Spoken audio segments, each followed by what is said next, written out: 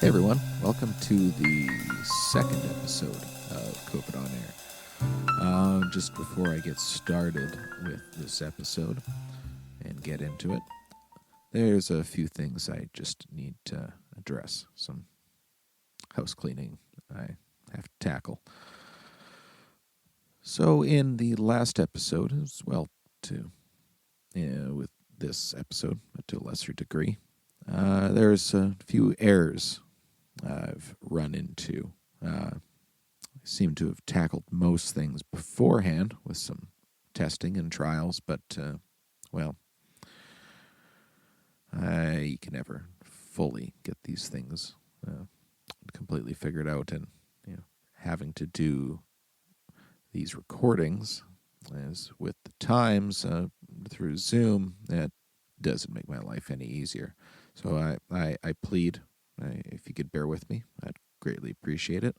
And the one aspect I think I've got pretty much under control. So first, in the last episode, you'll hear, if you pay attention, there'll be a couple noticeable edit marks. Now, I'm not stacking the deck for the record to state for presently, or if somebody in the future is coming back and listening to this later on. I just came across a couple problems and had to patch a couple things up. But I didn't really aim to modify the context of the conversation or move anything around. I'm just still figuring a couple things out and had to fit a couple things together there. So please forgive me for that one. And as well, too, there was just a couple very, very blatant technical errors that have come across. And you'll hear one in today's episode as well. Other than that, the other issue that you will have noticed in the last episode, and you'll notice in this episode, is that of having a little bit of volume issues. Of course, when you record these things on Zoom, you're ended up with one single channel for multiple people, and so you just sort of have to deal with it as is, and there's nothing you can really do about it after the fact. So I do apologize. Thankfully, Vicky did a good favor in the last episode and did the vast majority of the talkings, because my gain was, as you'd notice, a little on the high side. Not too bad, but nothing I'm overly pleased with. So if you bear with me for that, I do appreciate it. Then in this episode, a much smaller problem, but converse. My gain was a little too high in the last episode, but was turned up much too low in this episode, which, it was lower this episode than it was too high in the last episode. But that's actually less of a problem, because my guest is very interesting and much wiser than myself. And so if you have trouble hearing me at times, I don't think that's really that big of a deal.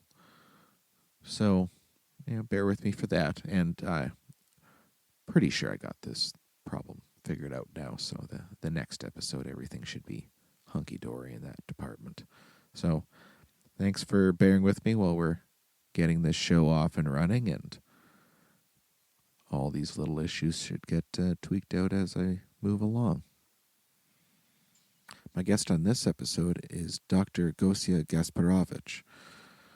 Gosia is a developmental biologist at the University of Calgary. We discuss the variants in Alberta, the state of COVID in Canada as a whole, vaccines, the possible situation of COVID being endemic and other long-term issues, and then the state of zero COVID within Canada. Now, this is a very Canada-centered episode, and for all you listeners out there, I promise not to relegate this show into a position where it's very Canada-centered, as Canada is dreadfully boring.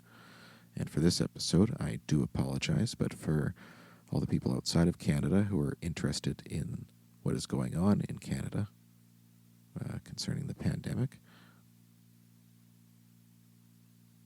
All 7 of you.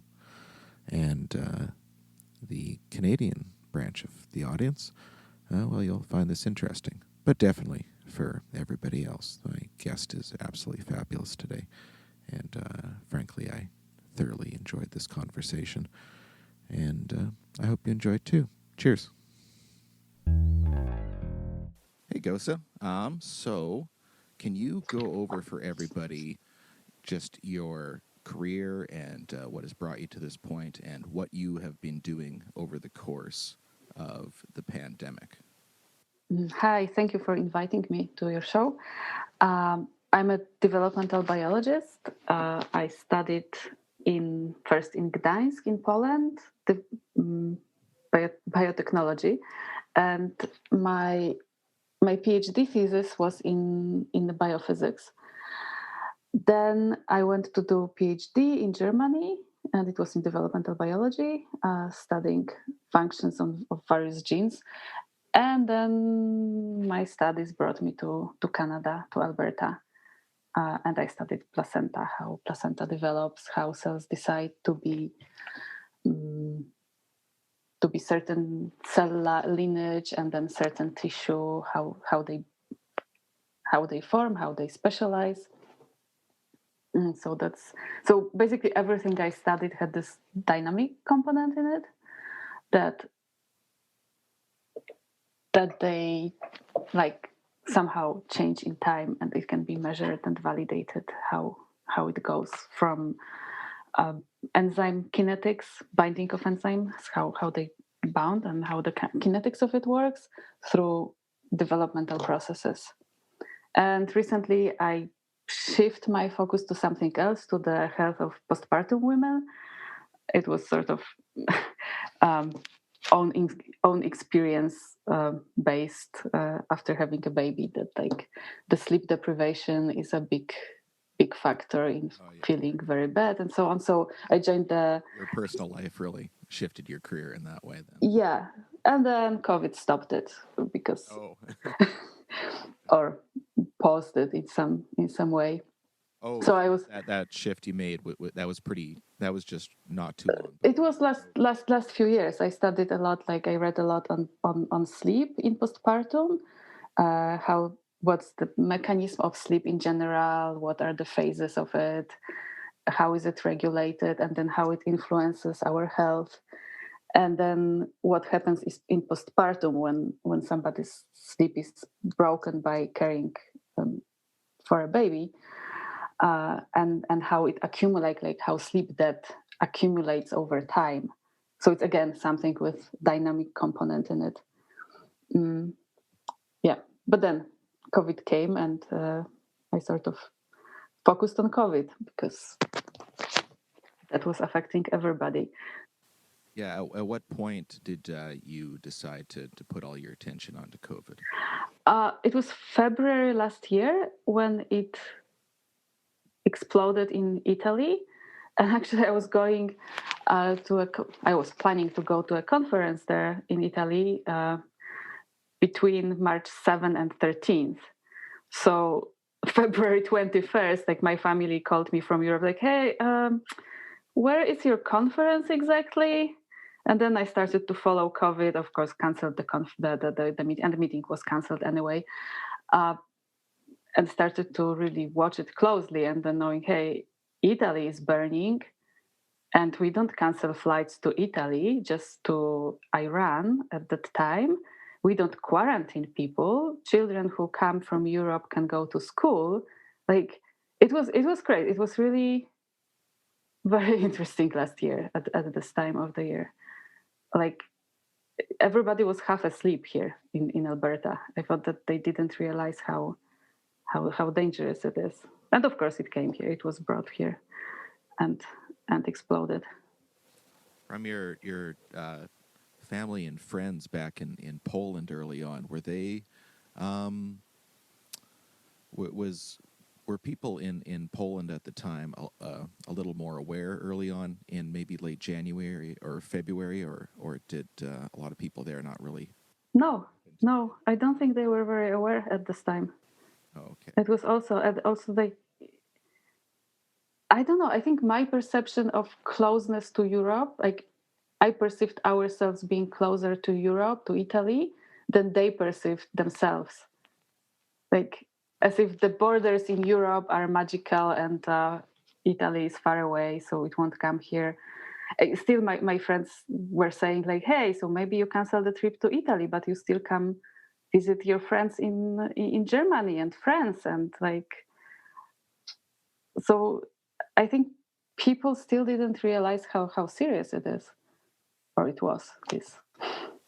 Yeah, what was and is. And um, remind me, was, if I remember correctly, like early on in Eastern Europe, it really didn't. It took quite a while for it to take off. Did that apply to Poland as well? I don't remember, but it took some longer time. So it first spread through Italy, then France, Spain. In Poland, it was slower, and the summer was quite mild, and then it erupted in the fall again. Yeah, I again, I'm having trouble. There's so many different countries and so many different waves to keep track of, and everything's, wasn't uniform everywhere. But No, and some were doing super good job, like the Latvia, Lithuania, Estonia in the first wave and in summer, they were really quite successful in keeping it down.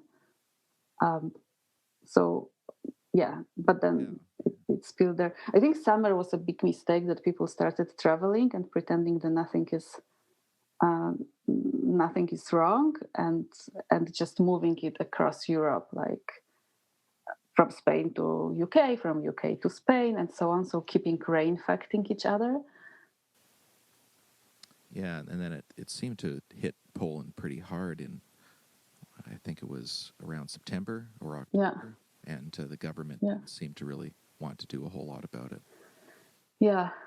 I didn't follow Poland that closely, like with the restrictions and everything. I think like I'm following more Austria, because my best friend lives in Austria, so uh, Okay. so we compare notes. Oh, okay. And Yeah. yeah, And with those notes, I guess that brings us to the present case where we both are in Canada, and you've particularly been covering what's been going on in Alberta throughout the whole past year with to quite an acute degree. Um, where would you say the present state of Alberta is right now concerning the variants and how that's taking over, and as well how that might apply to Canada as a whole? so we have now 500 confirmed B117, so so-called UK variant. Some of, I think, 8 of South African one, or the one that originated in South Africa. And I don't know exactly what the dynamic of growth of the new variant in Alberta is, because although they are really sequenced on daily basis and reported, but they are not dated by the date of swab test. They are just put there on whenever they are sequenced. Um, Okay. How long is it taking them to sequence each one? About So now they say that they sequence basically all the COVID positive cases. They can sequence, I think, the same day. That's my understanding. But some that they are sequencing the historical cases too. So I don't know how many of the cases that are reported today are, for example, from January. That okay. can't be too much, um, but I was already once I said that they are doubling every 7 days without really specifying that it's based on this date, and it was uh, said that it's inaccurate. So I don't want to risk such statements again. And so now it looks like 12 days ago it was reported, all the cases that were reported of B117, it was 250 of them. Now it's 500. So basically, at least reported cases doubled in this 12 days. Hmm. So it's not flat, it's not decreasing. Gotcha. is there any reason why they're not, when they're releasing the results from the sequencing, why they wouldn't differentiate between if it was a recent case or one 8 weeks ago? Just no idea. I have no idea. Yeah. Maybe it's like we have, I think we had, so some things were really, like even a few weeks ago when the data were released, but dated in this funny way. Um, the messaging was okay, it's under control, nothing to see here. It was very calming, and that's why actually I looked at these cases, because when I was just reading the presser script, it looked like, hey, maybe you really have it under control and it's flat. And then I looked at the numbers and like, that doesn't look flat. Um, yeah, and still the release was like, oh, it's only 3%, which and implication of saying, oh, it's only 3%, it's like, okay, nothing to worry, it's just 3%. But this number doesn't say anything. It just says, okay, it's present, but it can grow fast. So today it's 3%, but in a few weeks from now, it can be 70. It's like having if you have a melanoma mole, it doesn't matter that it's Tumor 0.01. small, don't worry about it. It's small, don't worry. Yeah, exactly. Like you don't think about it like this. So in this way, those messages are pretty misleading, because like it's calming people that it's nothing to see here, while actually we have this dangerous animal that can maybe is somehow not spreading as fast as it could, but as soon as we totally lose control over it, it has a potential to be super fast, and it already looks to be fast. Just we don't have yet hundreds of it, but like hundreds daily cases, but we can get there. Yeah, so in Alberta, so is it presently then the old variant is still on the decline, and then the new variant is on the upswing, and so how that looks overall is it's sort of flat? So the old variant is not anymore on the decline. The curve, like our R is above 1. Like last time I calculated it was 1.075. Some reports show 1.05 or something, but it's still, so basically cases are growing. They are not declining anymore. And in this situation, when you add the higher transmissibility of new variant, that is maybe 45%, then if you have even R value of 1, with new variant, for new variant, it would be 1.44, which is doubling every 12 days. Just it's from theoretical mathematical calculation, which would be sort of in line what is observed from reported, even not perfectly dated cases, but it's very probable that it's doubling this every 12 days. Oh, okay. So if the Alberta government doesn't take any new initiative then to mitigate that, what are some possibilities that you see occurring over the next 2-3 months?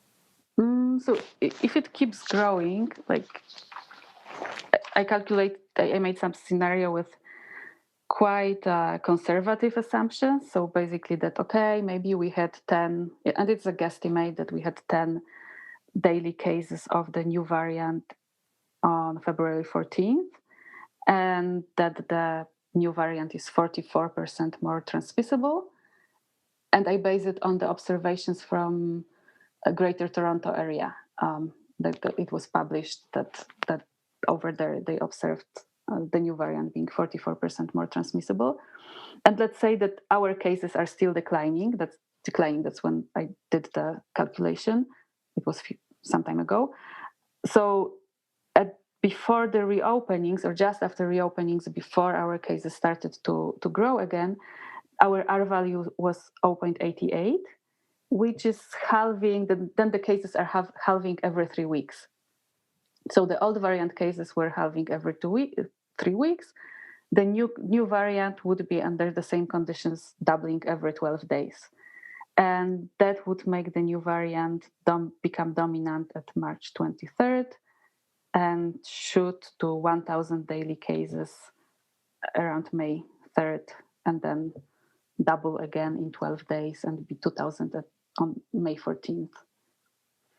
So exact dates are not that important, but basically that it will, if it's not contained, it will shoot up. And models made by other people like Caroline Colligin from Vancouver and Alicia Are, models made by Scientific Table in Ontario, models made in Denmark. They all show the same thing. They predict the same thing, basically the surge in the variant. Okay. I guess one contention somebody could possibly make on that, and this is certainly a contention being made in Canada and Alberta, is that, if we're looking at 1,000 daily cases of the new variant, and that's still a few weeks off, well, the vaccine is here, so that's going to keep coming out more and more. I think a lot of people hear you say something like that and just not care at all whatsoever because they see the vaccine is coming. So what would you say to that contention? And also, what do you see might happen over the course of the year with the vaccine interacting with not just B117, but these other new variants? I believe it's P1 is the one that's called the Brazil variant, and then the South African one. So what interaction do you see between the vaccine and the new variants, or even let's take that a step further? What might happen? What are some possibilities with some other new variants that might pop up, and how that might interact with the vaccine? And then also to the contention that a lot of people might hear what you have to say and not care at all because they think that so many people are going to be much more vaccinated, even though in our country as a whole the vaccine rollout has been like a slug going uphill. But so what would you say to people not worried about the new variants because of the vaccine, and what might happen with the interaction between the vaccine and the variant? Okay, so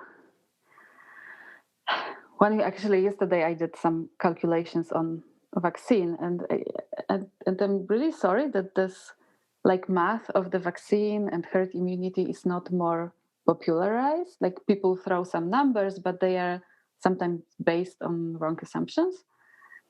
And a lot of people say vaccine as okay, there will be vaccine. It solves all our problems, without doing any math on it. And that's so.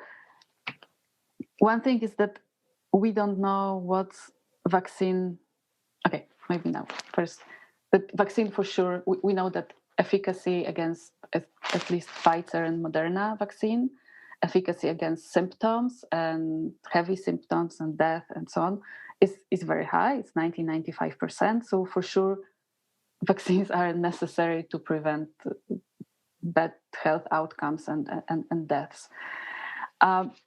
For how it will influence the spread, we don't know, because we don't know what is the efficacy against transmission of the vaccine.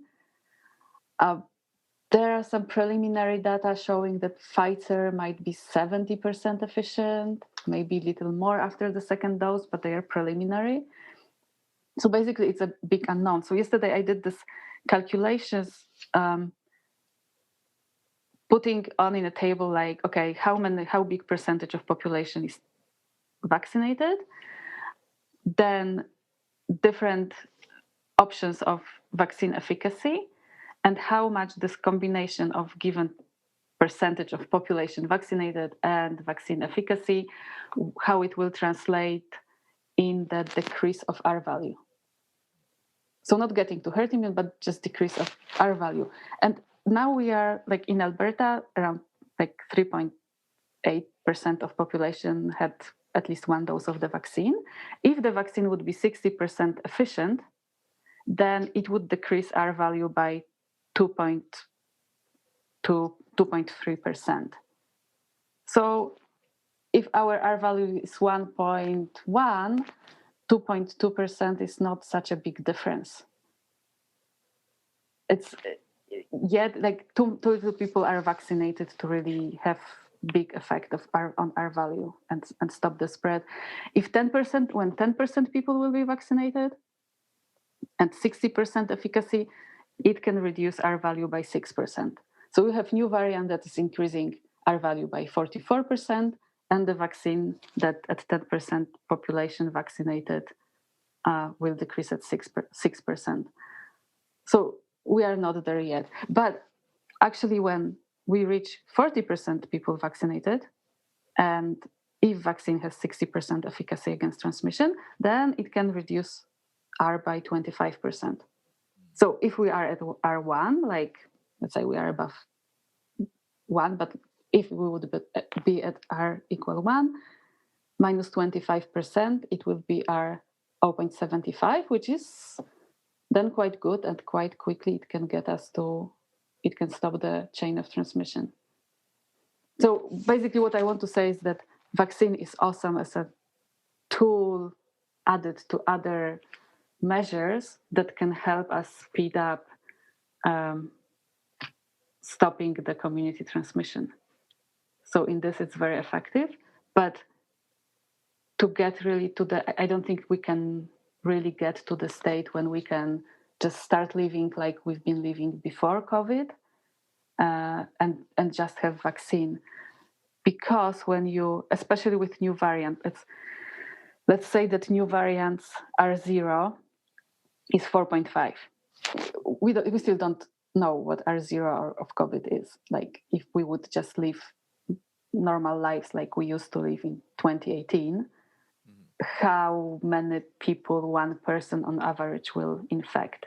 Maybe it will be 3, maybe 6, maybe more. It depends probably on the lifestyle of the lifestyle people have in given region. But let's say that, so people used to say that R0 for all the variant is 3. That's most commonly used number. So if new variant is 50% more transmissible, it would be 4.5. Then if we would have 90% efficient vaccine against transmission and 80% of people vaccinated, it would reduce R by 72%, which would bring it down to 1.26. So still it would be growing. Right. So 70, 80%, like who knows, like nobody can, at the rate it's coming out like that, who knows when that could be. Like, do know offhand what the percentage of the population that is vaccinated in Alberta presently? So presently in Alberta is 3.75%. That's it. Yes. Yeah, wow. We're doing great. Yeah, not the worst compared to some countries in the world. Like that's true. Yes, indeed.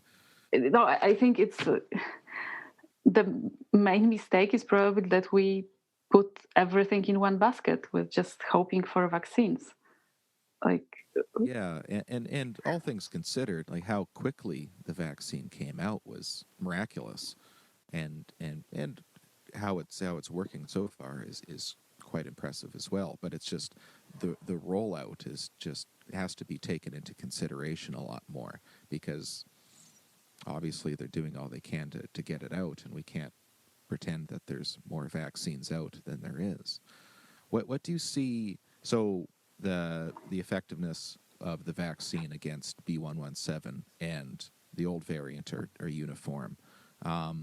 Is there anything known about any of the other variants and how the vaccine is interacting with it? so apparently the other vaccines, like it's pretty bad for like, so with the South African variant, like Novavax clinical trial data showed its vaccine was 89% effective in UK trial, but just 50% effective at preventing COVID-19 in South Africa. And AstraZeneca also showed limited protection from mild disease against the South African variant.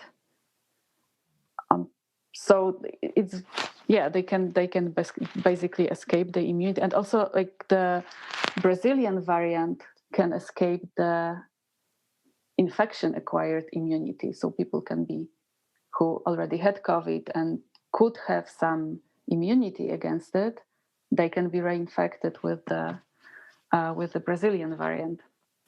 Right. That explained that tsunami that hit northern Yes. Brazil. What was that? Like Manaus. A month ago. Yeah, Manaus. Yeah. In northern Brazil. Yeah, that was brutal. Like more than 70% of people got infected in the first wave. Yeah, they were estimating 75. Oh yeah, okay. Yeah. So this is a total game changer, and I think like people who hoped for vaccines to do the main job now are pretty terrified with that. And I think I read somewhere that Americans had the assumed where when they can go to normal with the vaccine, and they moved it forward already. US government predictions of a return to a more normal lifestyle have been repeatedly pushed back, most recently from late summer to Christmas and then to March 2022. So that's from modelers in the US. Yet, like in countries like New Zealand and Australia, people live almost normal lives without broad rollout of the vaccines. So that's a different policy. Yes, absolutely. I guess on the topic of vaccines as well, what do you see any issue with the fact that and it's varying in which country who's bought however many vaccines and how well they're getting distributed, but on an international level, what ethical concerns might be presently on hand that most of the Western countries have got contracts for a large quantity of vaccines and are getting them distributed to varying success. But the fact that in much of the third world they haven't seen a drop of vaccine at all whatsoever. What could or should be done differently in that regard? Is there quite a question of fairness, do you think, as far as the vaccine not having much of an equitable distribution internationally? No, it's totally a question of fairness. Like in the perfect world, we could see that the equal distribution per million population in all the countries in the world, that would be that would be how it should be.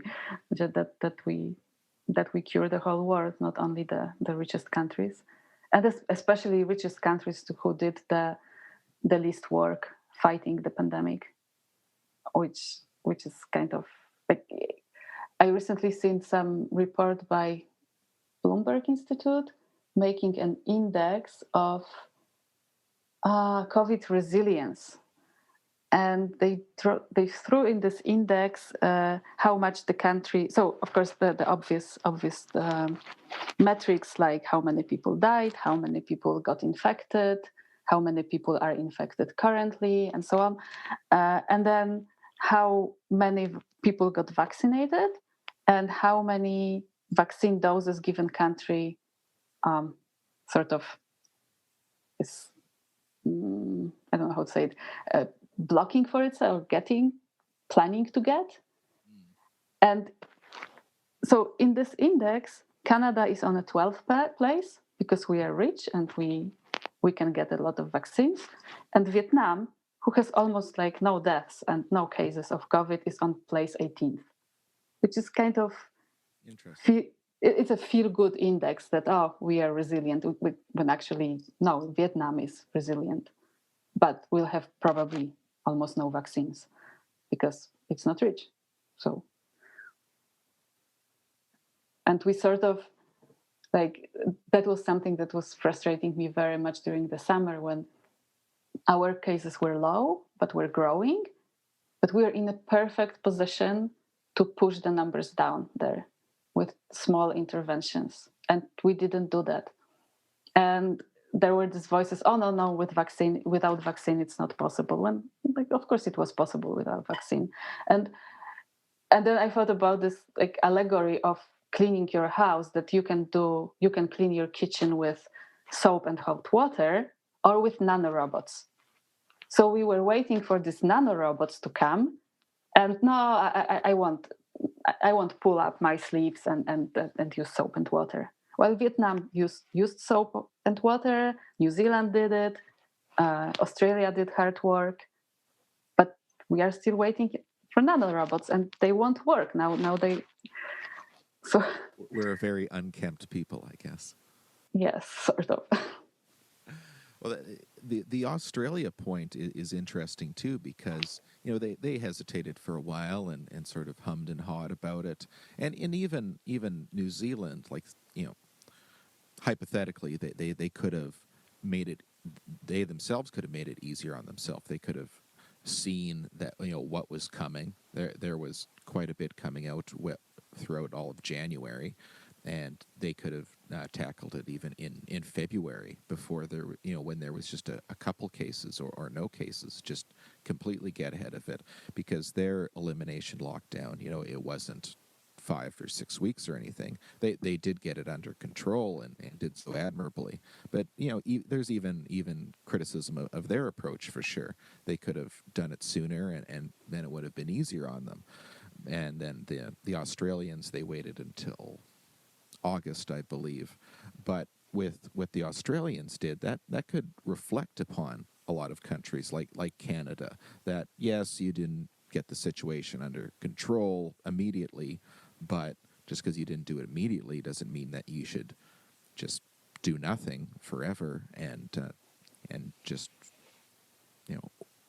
wait and hope for the best. Why do you think it is that the various provincial, or I should say the largest provincial governments, or the governments of the largest provinces, never got it under control? Because it's sort of a weird situation in Canada too, because we don't even have to look internationally. We have 3 provinces that did really well, and 1 province that even did better than New Zealand.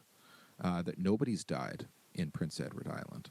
I think it took them a long time to get into the triple digits for cases. I think they're at 130 or something like that now, albeit they have less than 200,000 people, but all the same, not a single death. And they also had months of time where they never had any internal transmission. So why do you think it is that the large provinces really went out of their way to ignore not only that various countries, unitary countries or federalist countries like Canada, and provinces within our own country got it under control, and they played this tap dance that's not anything that they can really take into consideration?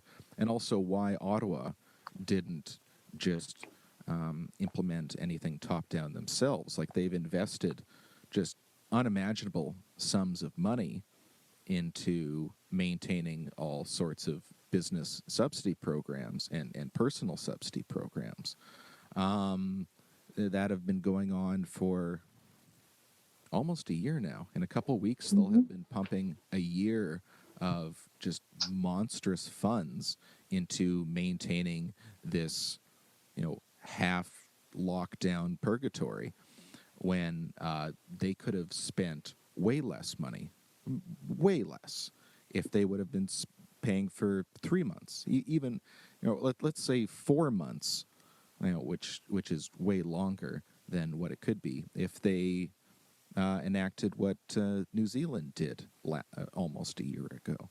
So why do you think that the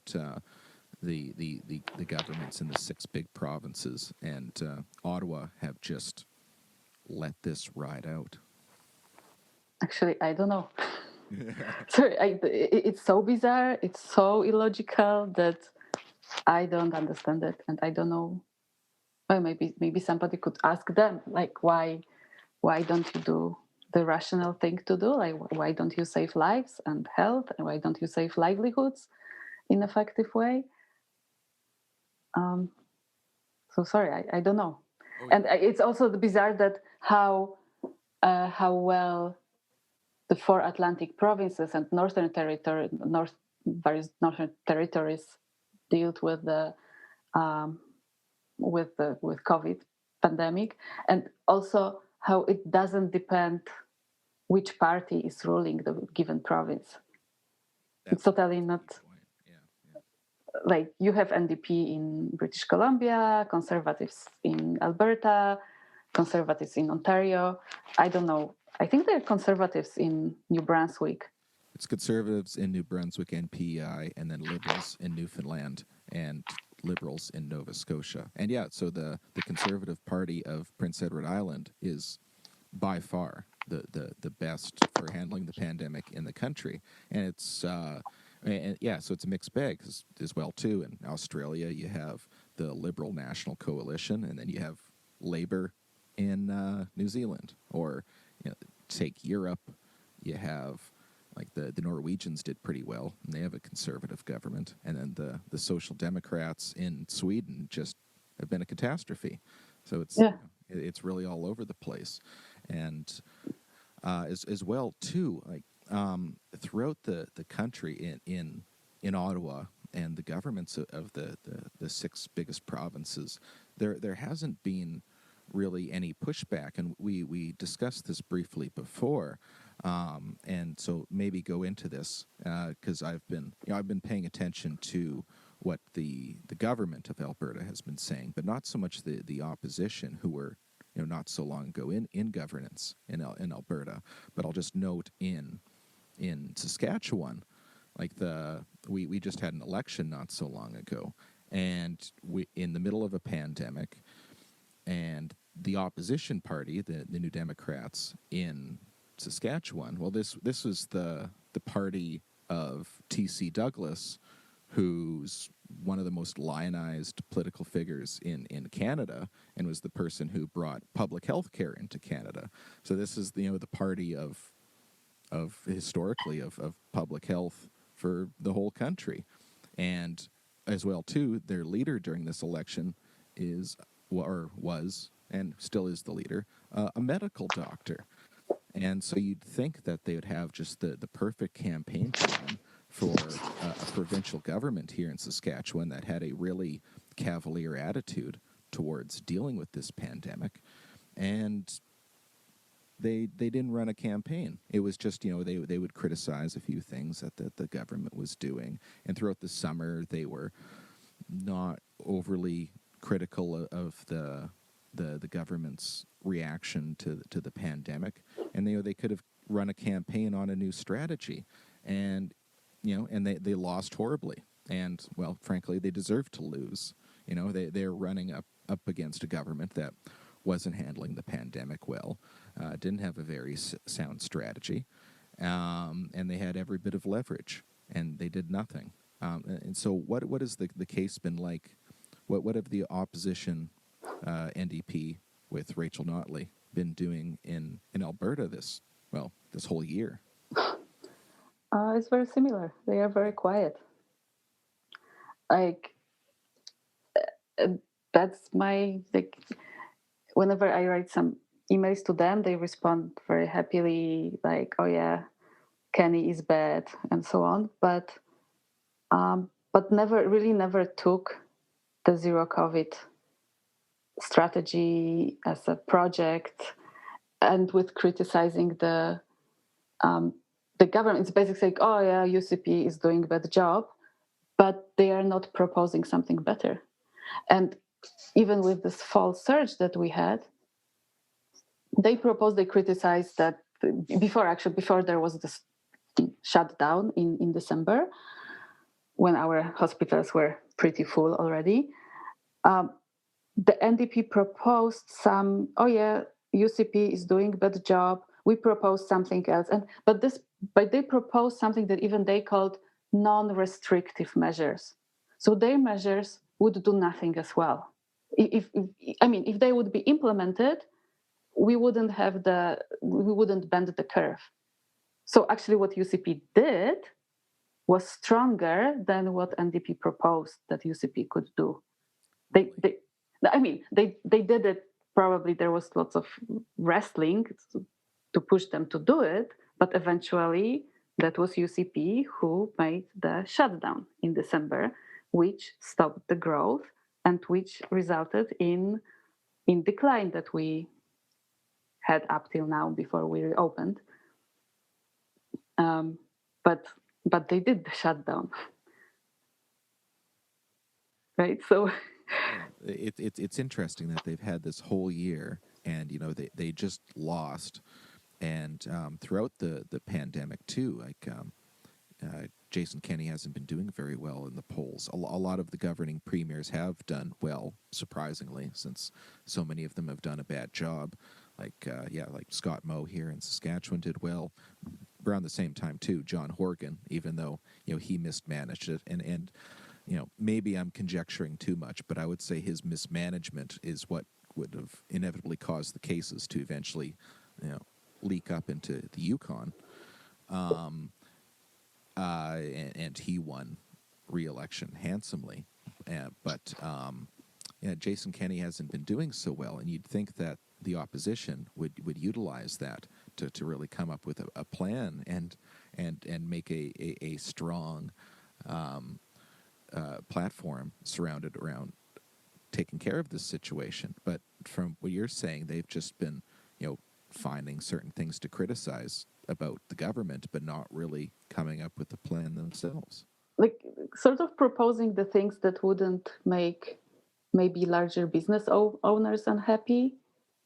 That, okay, make a better tracing and sequencing, right? Make use the better app.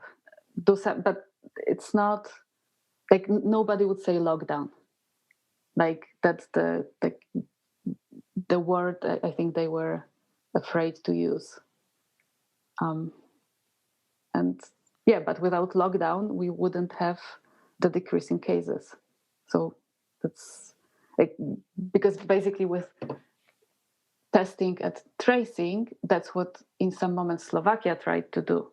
So they had lockdown and then they tested like almost everybody, like they made it massive and it helped. But then they opened the lockdown and the cases started to grow again, although they had this amazing testing. So the testing at high numbers, testing won't stop it. It helps amazingly when you are at zero and no community transmission and just small flare-ups, what we can see both in Atlantic Canada and in New Zealand. Then it is super efficient. But at high numbers, it doesn't help. For sure, it helps, but it doesn't stop the transmission. So with two countries, let's take two countries that did a lot of testing and tracing. So what would have been different between, say, South Korea hasn't done perfectly, but they did better than when things eventually got out of hand in Slovakia. Was there just better mask usage perhaps in South Korea than Slovakia, or what would have caused that, even though they were doing all that testing, that still things just still went through the roof? Well, it's difficult to say, actually. What I think East Asia has this advantage that they are, okay, I don't want to offend white people, but but it seems that they are much more logical in their approach, and they have much less strange beliefs and biases and weird reasoning that we have here. Like, for example, they accepted from the beginning, they knew it's airborne. Like, we still cannot accept it, or it's still an argument there. It's still an argument. The big fight about masks in March and April, like ridiculous. While for Asia, like, okay, it's respiratory disease, we put masks on. It's total no-brainer. Then funny thing was in the about those masks, that in East Central and Eastern Europe, like Czech Republic, Poland, Austria, Slovakia, then March, April, people put masks on. Just like, yeah, okay, we never did it, but seems reasonable, so we will do it. And then there was a big backlash coming from US. Then, oh no, we will never ever wear masks. It's, I don't know, it's against our culture. It's unmanly. It's whatnot. I don't know what was, but for me it was like super, some kind of super strong cultural belief or cultural bias that was revealed with the masks. That for us, they were so, in the West, they were so unacceptable. Like, Well, when people invent excuses because you have some reason, of some very deep reason for not doing something, and then you invent superficial excuses. And that's what we've been doing here. Like, oh, we don't have enough proof to really wear them, and so on. yeah, a lot like the. I noticed that very early on that Eastern and really Central Europe. I think it was the Czech Republic. I noticed early on that mask wearing was just really really well there very early on, and I wasn't ever sure why, but in East Asia, yeah, I didn't find it surprising at all because there was already prevalence of masks before that, and they all accepted it, and they're sort of um, really rule-based societies, particularly South Korea and Japan. So if there's a pandemic and everybody needs to wear a mask, it just was a non-issue for them. But I think what even more so than any like as you were definitely alluding to before in the United States, but this also definitely applies to Canada and the UK, but it is and was worse in the United States. There's sort of this ethos of traditional liberalism of somebody wanting to look after their own personal liberties and initiatives and don't want to be told by anybody what to do, and that's sort of stuck. But what also made it worse, way way worse, was like in Canada. And maybe you can comment for me what Dr. Hinshaw was saying early on about masks in Alberta, but Dr. Tam in Ottawa, and way worse, Dr. Fauci in D.C., were pushing people away from masks. So it's not even just these individual groups that are being anti-mask, but it's that at first we were being told by our top health authorities to not worry about masks, and that's probably still had a lasting effect. It was the Alberta government saying the same sort of things early on as the federal government. So as I recall, they were saying, oh, they are not very helpful. Actually, they are a bit, the communication, oh, they are really dangerous. Like, you can, if you touch them, then something bad can happen to you. Like, that was this mask fear. Eventually it was okay, sort of accepted, but only I think when it was federally accepted, then it was accepted in Alberta too, by a chief medical officer saying, okay, that's how you wear a mask, and it protects others, not you, that much. And still be careful and wash your hands before you touch but before you put the mask on and after you put the mask on, and so on. And even when they distributed the masks via McDonald's and so on, the the information on masks were, remember about washing your hands. Like, so it was like, okay, there's this mask, if you have, wear it, but it's dirty. Like, this messaging was very, very strange. I also don't understand why we had such messaging about masks.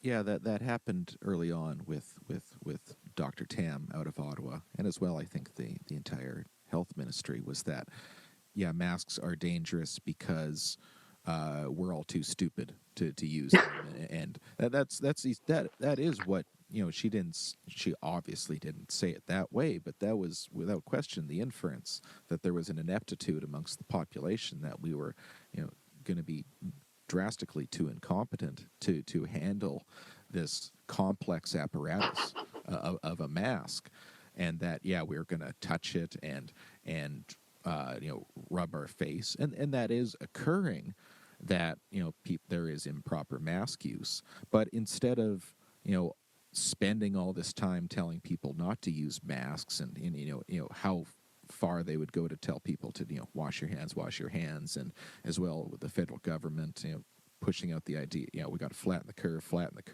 curve. If they would have spent that much time into that messaging and help the population use masks, like if you're worried about the population not being able to use a mask, like why are you telling us that we're too stupid to use a mask, when you could just, if you think that we're such cave dwellers, then why don't you aid us in wearing the mask? But that didn't occur.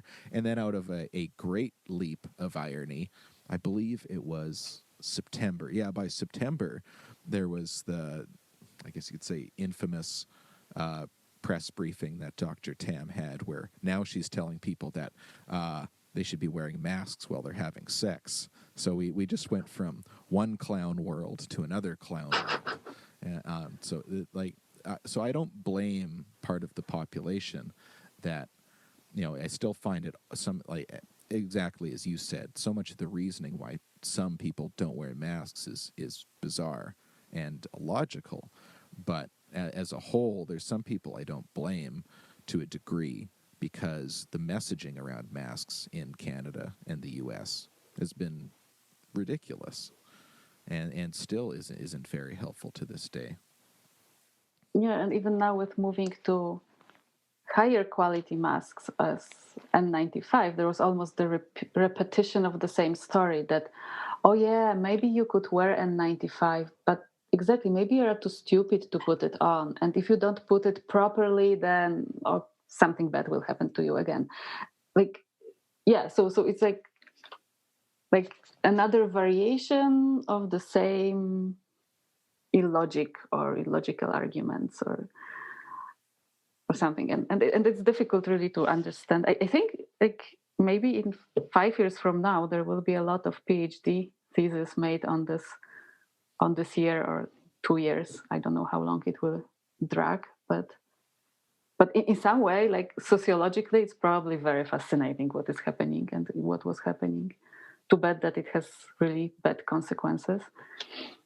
I think I had a conversation like this, I think in March, with my cousin, that there's going to be several 100,000 sociological PhDs done over the next 20 years on what's going to be happening over the next few months. And that's definitely going to be a thing for sure. And you mentioned about the N95s. What's like in our part of the country, they were a very prominent thing already prior to the pandemic. We're in grain country, and all farmers have N95 masks, because if you're around an auger, or you're in a grain bin or something like that, you have to have one on, or else you're going to die.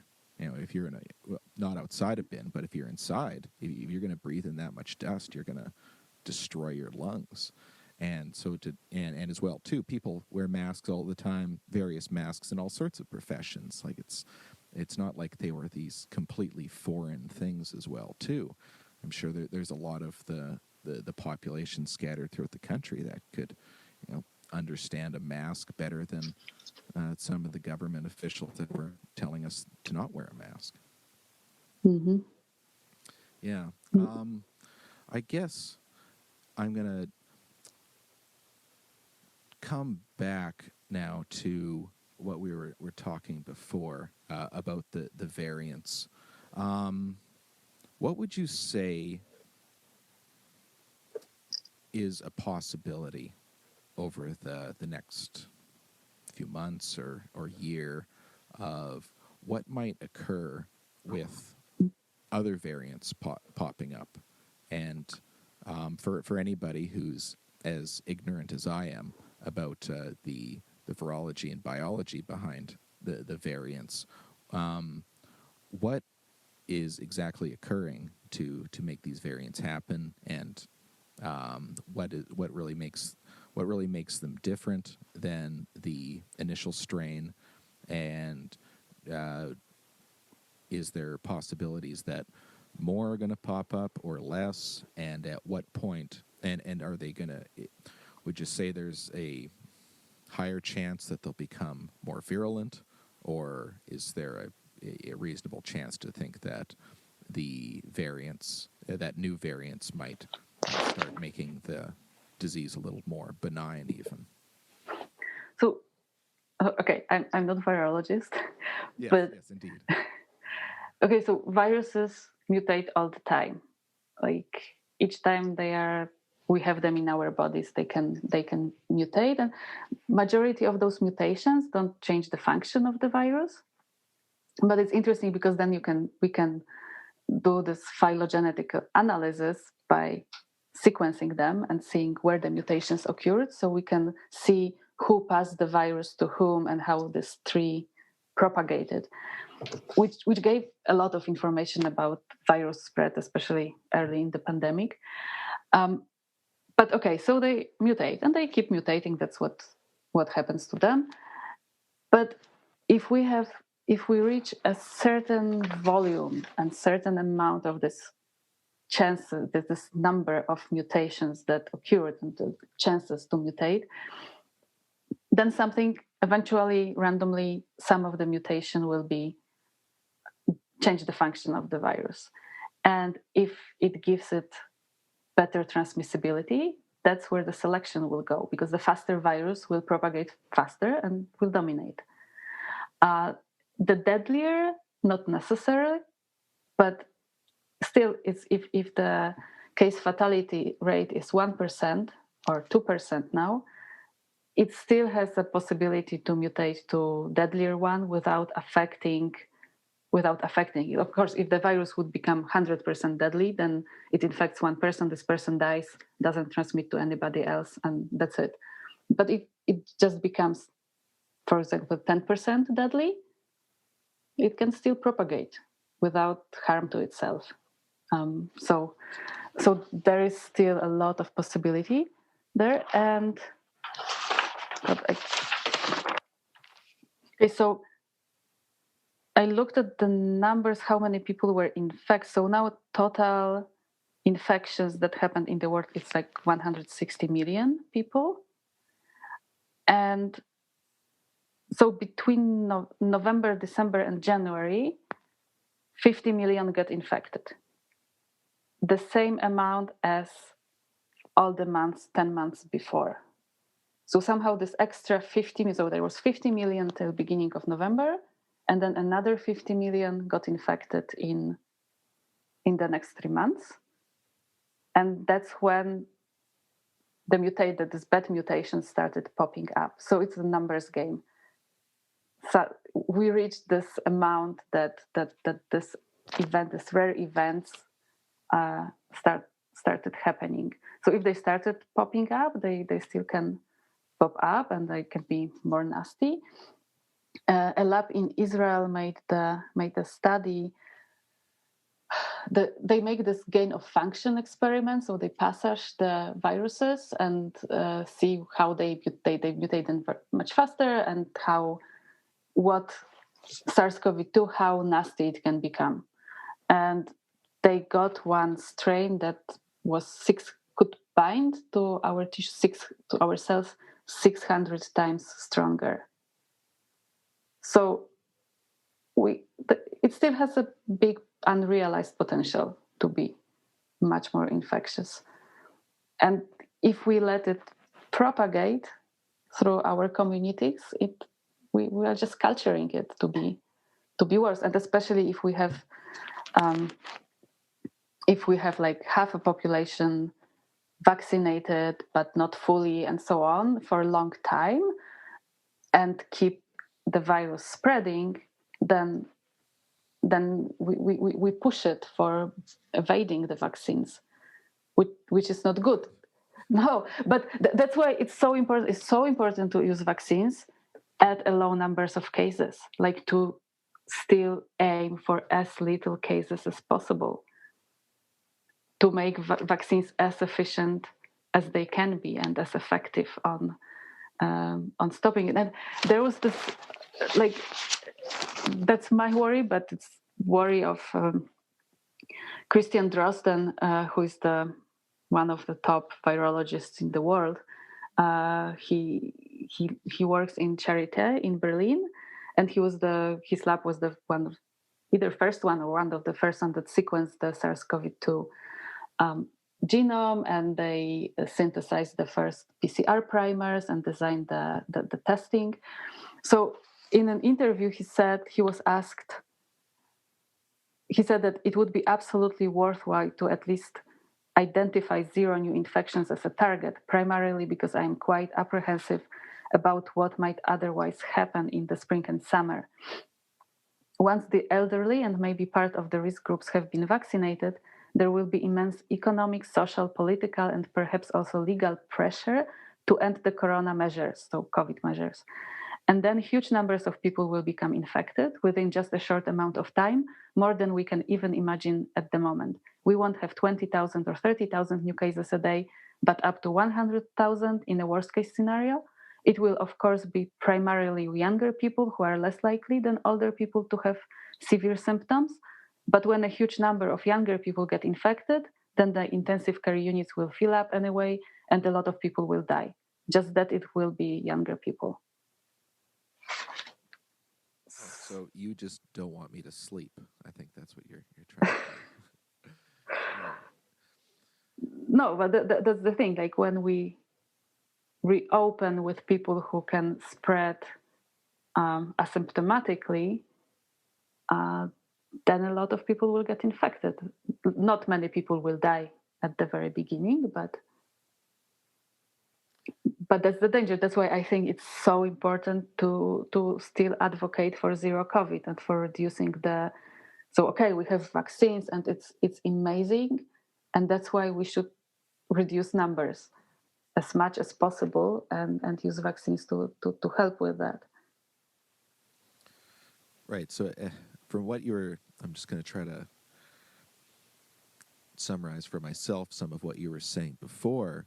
So if we keep doing what we're doing, where we're allowing transmission to perpetuate, but we're also distributing vaccines, but not very many, and we're also sort of like jumping in and out. We're allowing the virus to stick around, but we're making it a little bit more difficult to transmit while still allowing it to transmit and keep mutating as it does. So with our actions, are we sort of like allowing, how could I put this, we're making it difficult enough for the virus to transmit, but still allowing it to transmit. So is that creating sort of a evolutionary incentive to make it more virulent, or to make it, or to not, maybe not more virulent, no, but to make it more transmissible? So letting it grow, letting it be, makes incentive for it to become more virulent, because if it mutates to more virulent one, that's what will be predominant strain, because the faster one will always become dominant. So you have like more transmissible strain and less transmissible strain. So less transmissible is slower. So if you will get infected from somebody, you will get infected by probably more by the faster one, more transmissible one. So there's the selection, the totally natural, that the faster one will be selected for. And then with this partial vaccination and letting it massively spread, then it's pressing to ones that evade the immune response. So yeah, we are sort of training by what we are doing. We are training the virus to become more nasty. and he's still learning us, like learning how we function in a way. And so that's the virulence of the transmissibility. What now? What with what's presently happening, and what could also happen with how we're interacting with the virus and vice versa? What might be affected with the virulence of its effects, right, of the symptoms and so forth? Is there more of a chance that even if it's becoming more nasty with spreading, do you think over the course of the next year that there's more of a chance that even though it's going to spread more, the vaccine aside, because the vaccine is, if anybody's vaccinated, it's going to decrease the effects, even if somebody, from what I understand, even if somebody does get infected while vaccinated. But the virus itself, is there more of a chance that it'll become more benign if you get infected, or the opposite, or who knows? I would say who knows? Like there's no reason for a biological reason for the virus to become less less pathogenic at this level of pathogenicity that it has right now. There's no selection for this to be less nasty, and at random it can become more nasty. So okay, so it's just the random mutations. It could just one by chance one virus could be selected for its transmissibility, but within that mutation process, it could also become more dangerous for each individual, and then that could just be the trajectory that occurs. yeah, it could be. Mm-hmm. So, but fortunately, with the vaccines, we can prevent the deaths and the serious pathogen, like so blunt the pathogenicity of the virus. But it would be great if we focus on stopping the transmission. And then with the vaccines, do you see, like, even if the cases get really out of control because of the new variant in the near future, at least for a while, and unless the virus changes some more to where it's hurting younger people more, do you see that the death spike might not come back again because we're going out of our way to vaccinate all the very elderly people? Yeah, I think that next month that there will be less deaths. That's for sure, because the biggest percentage of deaths was in older people. So once elderly people are vaccinated, there will be less deaths. Unless then we infect, like let virus infect a lot of young people, then it's a numbers game, and we will have deaths of younger people then. But maybe by then maybe we will manage to vaccinate young people too.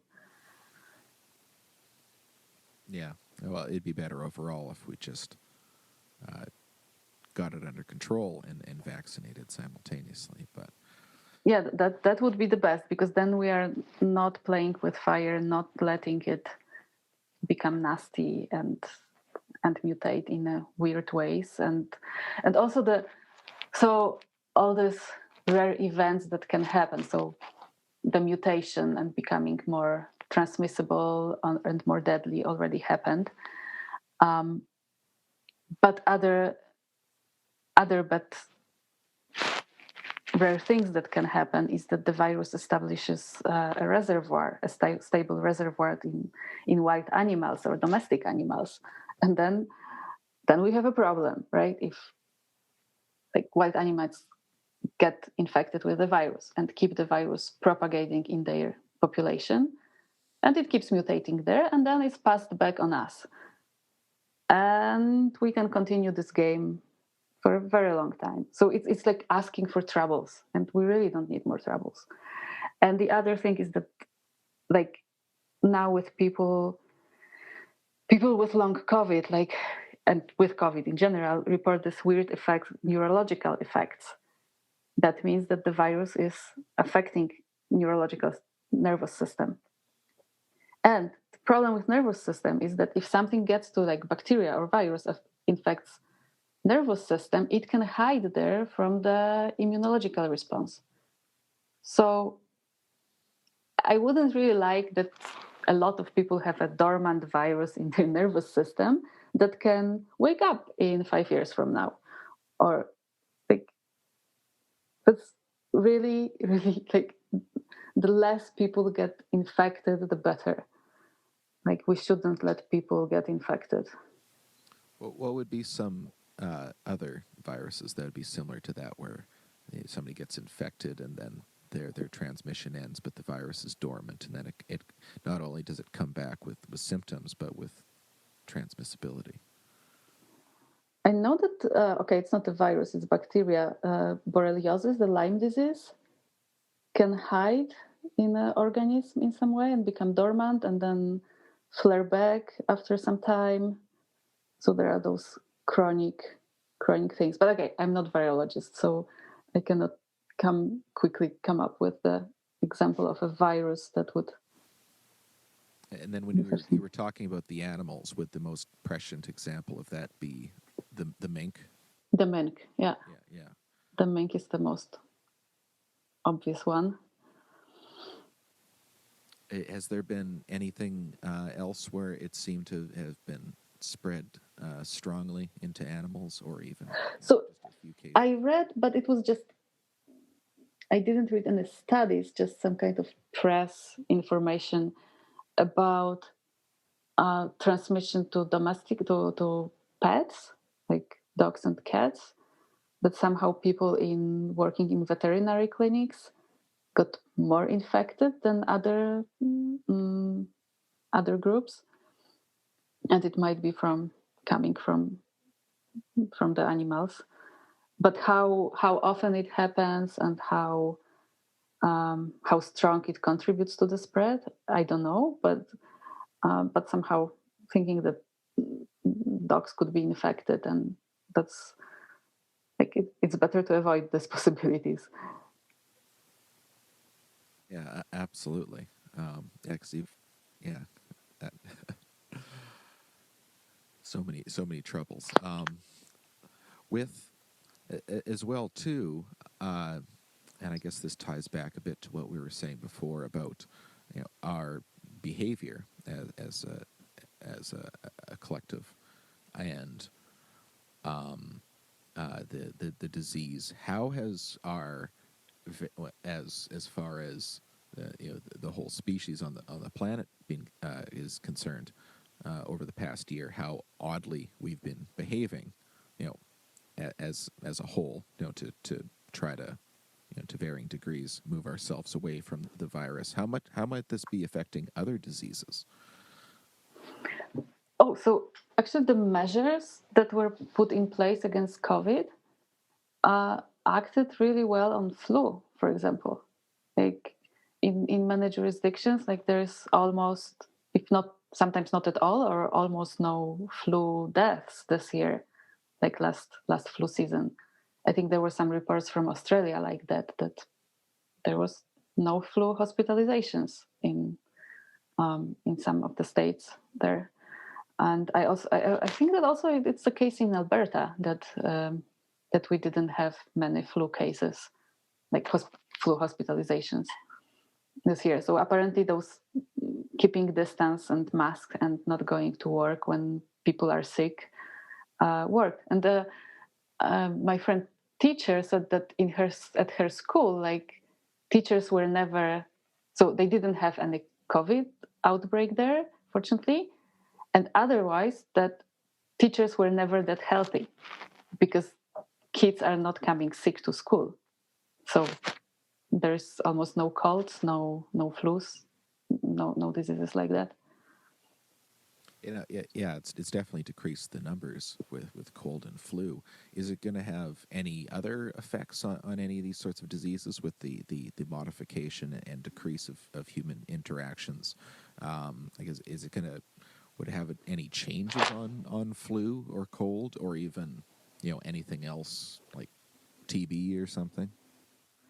TB, I don't know, probably should affect too.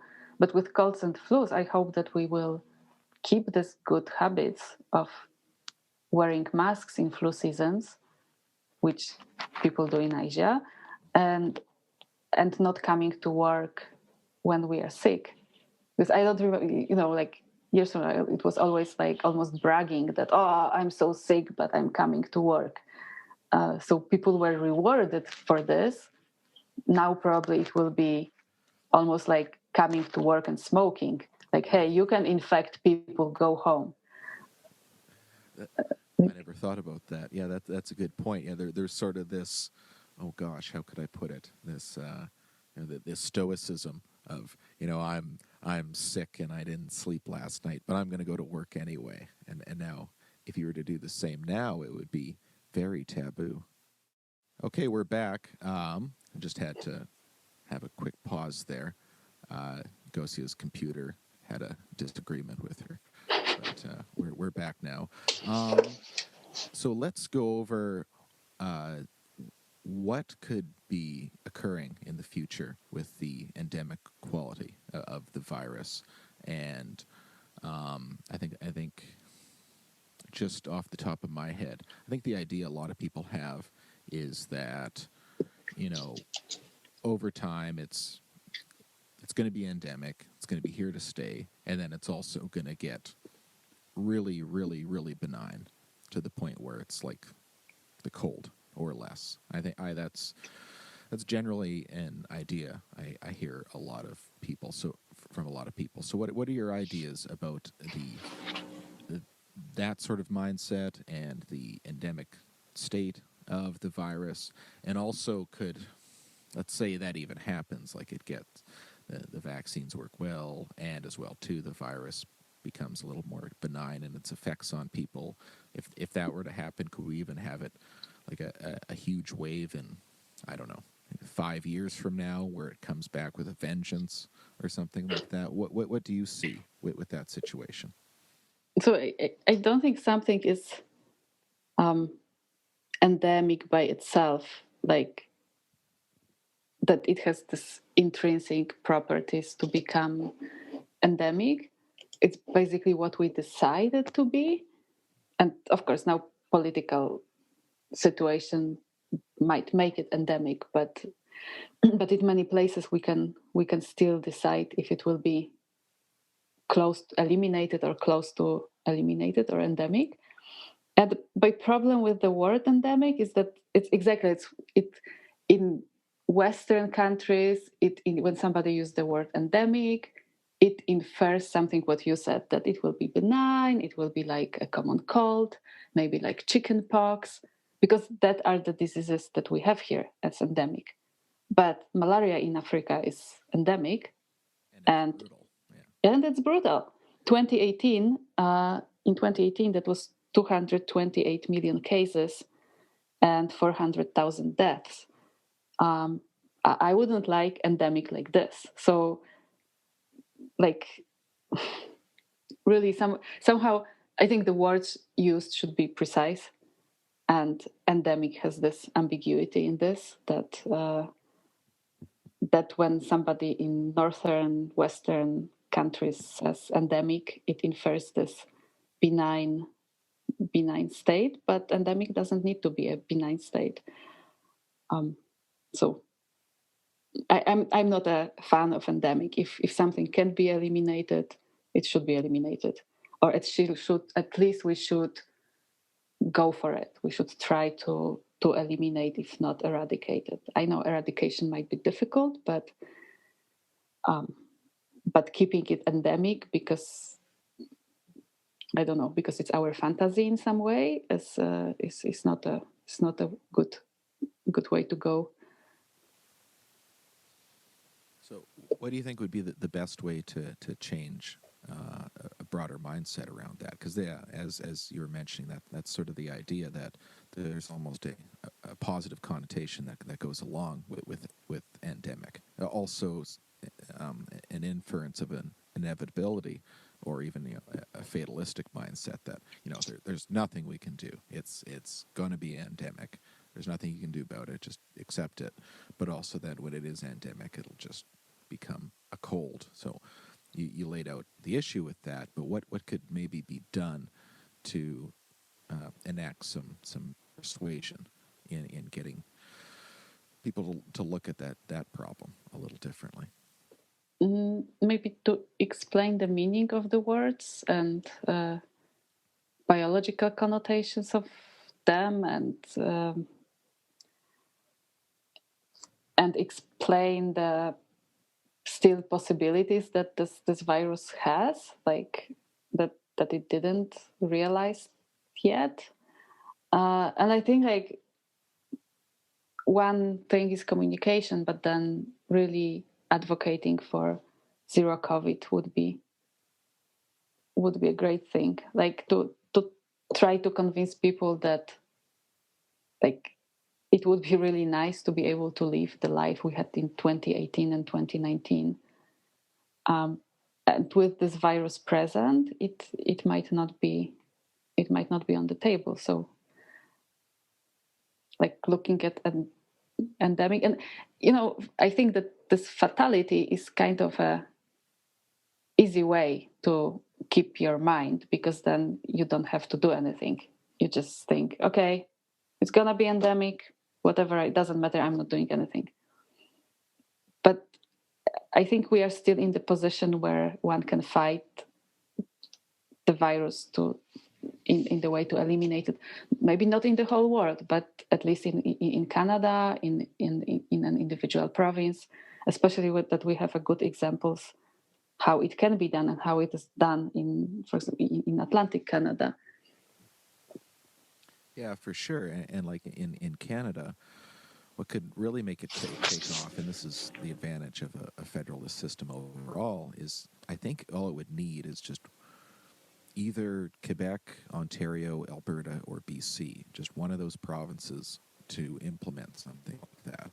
And then it would be impossible to ignore for the rest of the country. It would really put the inertia forward of getting something like that accomplished, to the point where not even is it going to be, just get a monstrous amount of press coverage in the country, but it'll push the other governments. It'll become a competitive issue, that if one of those four provinces takes off, that it would be impossible for the other provinces not to follow suit. So back to the case of what's going on in your province. Like you yourself, I think since October, you've actually been getting a decent amount of press coverage yourself. I believe at the end of October, you were saying that if the provincial government doesn't make any changes, that we could have 4,000 cases by Christmas. Yeah. I think you said something like that. And then the government did make some changes. Gosh, do you remember exactly when that was? I think around the 20th of November, something like that. Yeah, they did something that was then called mockdown. Yeah. Like Lockdown. Yeah, lockdown. But then they made more serious changes. I also don't remember. I don't have my notes here. Like 8th of December, I think. Yeah, it was like would have been like between the 10th of November and that time in December. They sort of did one thing at a time. They finally closed like fitness sessions at gyms, and then they finally closed the gyms for a little while, and then they finally brought in masks. Like Alberta was the last province to embrace masks, and then they moved I think they moved the high schools to online learning before Christmas, and then schools were closed because of Christmas break. Right. I think he just extended that like 1 week on one end, 1 week on the other, something like that. And then even then, around Christmas, you said it was going to be somewhere, or that it could be somewhere around 4,000, and then it still was I think it almost got up to 2,000 even with Almost, but I think we didn't reach 2000. We stopped before 1,800 or something. something 1800 or something like this. Yeah. But these predictions were pretty easy. Like, so basically the virus either grows exponentially, the spread grows exponentially or declines under certain conditions. It goes up or goes down exponentially. So if the conditions don't change, it is pretty stable for at least some few weeks. So the fall was super easy to predict because already we had a couple of weeks of being on a given trajectory. The policy was stable, so it was like driving a car. If you drive for 100 kilometers per hour, in 4 hours you will be 400 kilometers away. That's basically that simple. Now it's a little bit more difficult to make predictions because we are on this shift from restrictions to less restrictions, and I have just couple, like maybe 20 data points, which is difficult. It's not high accuracy yet to predict what will happen, or how, or exactly on which date you will have what number of cases. That they will grow, it's almost certain, but when we will reach 1,000 cases, it's not that clear. Indeed. And you're working, I think, quite closely with a sort of a group that's spread throughout the entire province, trying to push the government to make some changes. Has there been any sort of successes going on there with all the various zero COVID advocates spread throughout the province in Edmonton and in Calgary, and trying to reach out and get in contact, or even possibly push the government to make any changes? Has there been any sort of successes there, or do you see any sort of prospects of getting any sort of traction with that? Well, I still have hope that it will work. And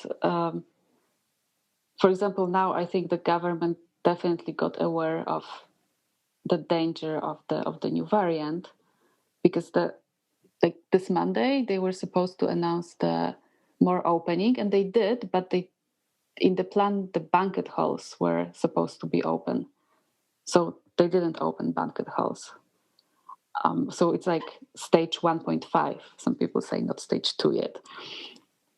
So I think some awareness is getting there, but I don't know if it will be possible to shift to make somebody commit to zero COVID. Although with politicians, it's a very strange experience. Like, I think the politicians on the city council levels are motivated in different way than provincial politicians. Like, I've been in contact with a couple of councillors, and they are people who really care about people. Like, they are interested in their cities, whether it's Edmonton or Calgary, but really people who serve. Who, okay, I'm a councillor because I want to make my city or my district in the city a better place, and I care about my constituents. So definitely, I've seen it a lot among city people. Not that much on the provincial level. Like, it's different game. I think it's something which I've been never interested much in politics. So it was interesting to see. And actually, the only politician who approached me was a person who is starting in uh, federal federal elections from Conservative Party, and he wants to end COVID. He said, like, oh yeah, please, let's talk. It doesn't matter if you support UCP, the Conservative Party, or not. It's not political. I would like to talk with you about ending this, because let's just end it. That's incredible news. If if there's even one federal Tory that gets on board with that'd be fantastic. Yeah, I was so super happy about it. It was really, but it's a logical thing to end it. It's bad for business, like having virus is bad for businesses, bad for freedoms, bad for health, bad for lives. It's bad for everything. And actually, it shouldn't matter from which political party one is to get it. Like, Yeah, and I'm surprised more Tories haven't seen that because, and as well too, like on the federal level, they could be using that against the government because for anybody outside of Canada, pretty much how our federal government has been functioning the last year is that the Conservative Party, and for the most part the Bloc Québécois too, have been really against the Liberals, and it's been the New Democrats that have been holding up the government for the past year. So the Tories could utilize that as leverage, but as well too, what I found strange is that some people have sort of framed like the virus and health and the markets like they're these two separate things, and you have to find this balance between accommodating the markets and accommodating health. Whereas if you eliminated it all, then the markets could function freely and like take like a more of a microeconomical situation, like just say like any particular restaurants. If you have things, quote unquote open, like what has been sort of the mantra with a lot of American states, where they want everything to be open. Well, restaurants or any sort of business that is a service, like cinema's big time, it's going to fluctuate, but they're never going to have a full recovery if outbreaks are allowed to keep maintaining themselves, because a certain percentage of their clientele aren't going to want to participate or be a patron at that business on their own accord if these outbreaks are still allowed to happen. So if you have this transmission, just flooding through the population all the time, it's going to affect your markets one way or another. And the best thing is to just not have that transmission present, and then things can function further. So I've found that strange throughout the past year, that almost a year. I seen it about the middle of March, I would say, where that really popped up. It's like it's a battle between health and the economy.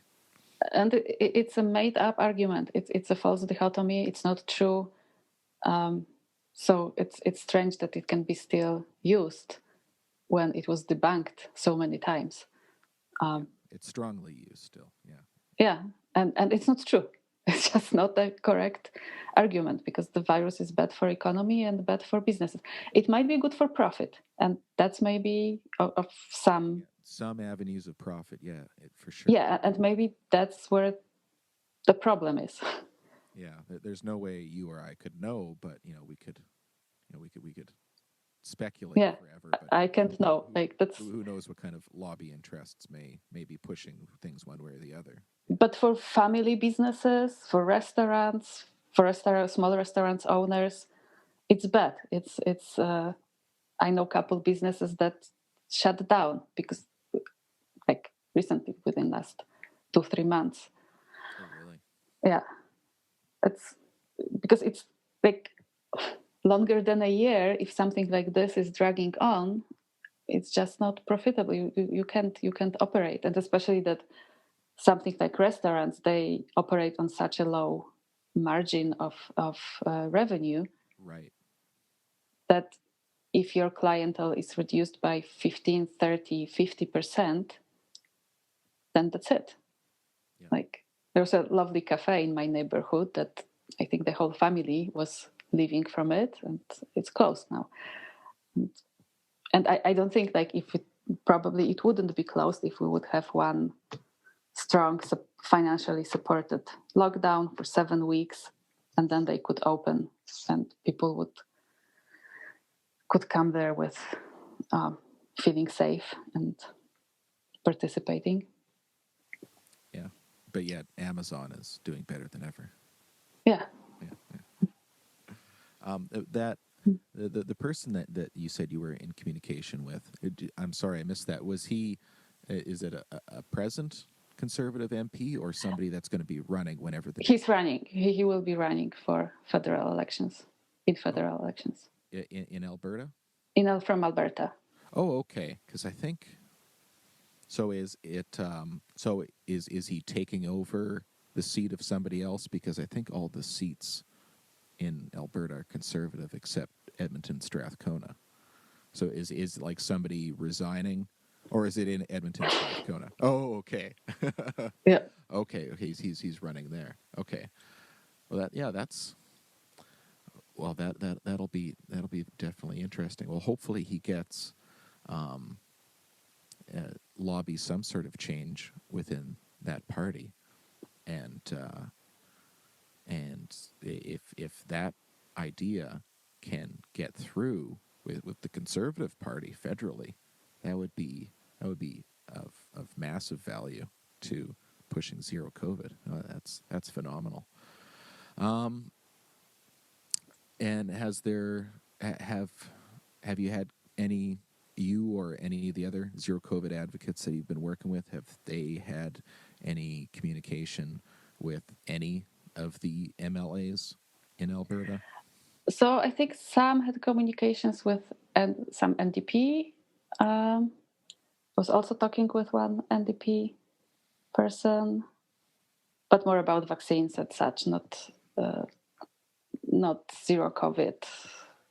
I was trying to, but I don't know if they will jump on it really. Mm. They just wanted to talk about vaccine hesitancy or vaccine awareness. Yeah, vaccine hesitancy, and can vaccines get us out of there? And Is there anything that could be done in the cities with the communication that you and the people you've been working with the counselors? Has there been any change in the cities, or could there be more changes within the cities that'll affect the province as a whole? So I think cities maxed up on what they can do.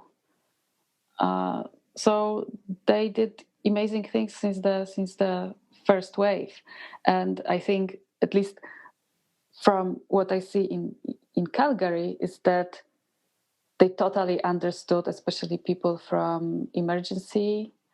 Oh God, how is CIMA? So Calgary Emergency Response. I don't want to misname the organization, but you get the idea. Yeah. Yeah. So like people who deal with floods, with fires, and emergency situations. So both the mayor, Nahid Nenshi, the mayor of Calgary, and emergency response people, and I think many councillors totally got how they've been acting. It was clear that they want to stop the transmission. Even the motto was to stop the COVID spread, not slow it down. They wanted to stop it, but and they fight it a lot during the first wave, the first reopenings. There was this tension between the province wanted to reopen, and reopened on May 12th or May 15th, but Calgary reopened 10 days, managed to push it 10 days further because we had many cases. So I think cities understand it much more than the province. They just don't have so much power. They don't have money. That's one thing. The for example, even federal money comes to the province. It doesn't come to the cities. It would be awesome. I think if it come to the cities could really clean up everything, and stop COVID. But it's not the case. Yeah, they have their hands tied in a lot of ways. Like in Saskatchewan, I think it was April, the mayor of Regina at the time, they have a new mayor now, wanted to implement a mask mandate in April in the city of Regina. And the provincial government said no, and that was that. Even a mask mandate Oh. just within the confines of the city of Regina, which is now the law now anyway, Mm-hmm. but just wouldn't allow it. Not, nothing else. Just a mask mandate for and not like, there's been, I'll say, and maybe you can disagree with me on this. Definitely having more knowledge of it, but I found some of the outdoor policies in masks, mainly that I would see in the United States on like public parks, especially large public parks. Is sort of unnecessary. But yeah, the city of Regina didn't want. They didn't want to have any overreaching mask policy. It was just public buildings, and the provincial government wasn't having it. So yeah, there's only so much they can do. But is the mayor of Calgary been trying to push the provincial government to make any sort of modifications? So I think, but just looking from outside, like from the press releases, like how the events were been unfolding in Alberta in the first wave. First, that was, I think, University of Calgary had the strongest policy for people coming back from abroad, for quarantining the personnel. Then City of Calgary started to have the state of emergency, but it has to be approved by Alberta. And then, I don't know, 1 or 2 days later, there was a state of emergency in Alberta. So everything almost always percolated from the city of Calgary, which that's why they are my heroes, basically. And similarly with mask mandate, it was city of Calgary that mandated masks. Alberta was saying, no, we will not mandate because freedoms and such things. And then Edmonton, I think just a few days later, then Edmonton took and then other cities and towns, and then in winter, Alberta mandated masks, but it was already mandated in the cities. Sorry for my. Well, that's actually really good news. So the Calgary city government has already pushed quite a substantial amount of changes. Your computer is really Yeah, at you. I'm sorry. I don't know how to turn it off now. We'll just let it yell. Okay. Just let it have a hissy fit. That's okay. I think we'll wrap up here anyway, Gosia. Do you have any message for anybody out there as to anything like we've covered so much, and we've also covered a topic that you and I both agree on, the imperative nature of implementing zero COVID. But is there anything that we missed that you would implore to somebody as to why zero COVID is important, or not even that, why you should take it seriously, and why it should be implemented?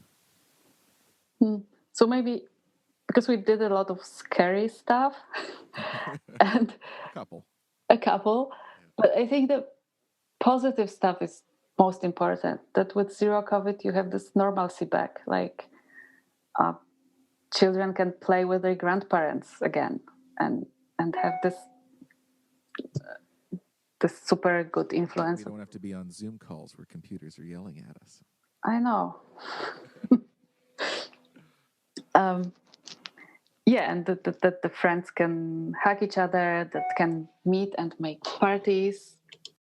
So all these positive things that we can have, that teenagers can make parties, adults can make parties. We can meet our friends again. We can hug our friends again. Children can play and tumble in normal way, without distancing and wearing masks. Basically all these things that make life enjoyable. Yeah. So and the sooner we can eliminate and stop the community transmission, the sooner we can have it. Well, there we have it. Yeah. Well, thank you so much, Gosia. Thank you very much. And let anybody know where can they keep tabs on you or follow any sort of work that you've been doing. So I post. I don't have blog. I post everything on Twitter, and it's Gosia Gasperowicz, PhD. I don't know. So Gosia Gasperowicz, PhD. Oh, there you go. If you're listening, if you don't follow Gosia yet on Twitter, do so. She's got all sorts of treasures popping up. Awesome. Thanks so much. Thank you very much. Thanks for listening to this episode. The music you hear on this show is from the Jeff Lapp Trio out of Montreal. Find them at jefflapp.com. Shout out to Tara for doing the graphics for COVID On Air. A huge thanks to my editor Jeff at Bean Co. Studios in Regina, Saskatchewan. Please visit endcoronavirus.org for more information on ECV.